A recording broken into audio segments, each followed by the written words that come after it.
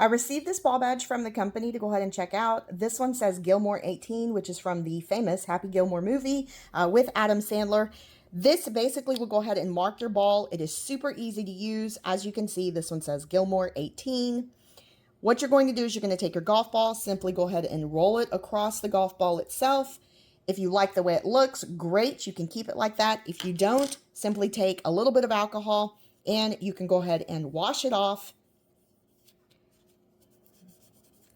and then do it again.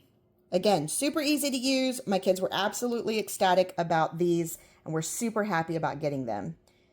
Thanks very much for watching, guys. If you felt it was helpful, please hit that thumb below so other people will know it was helpful. And y'all have a great day.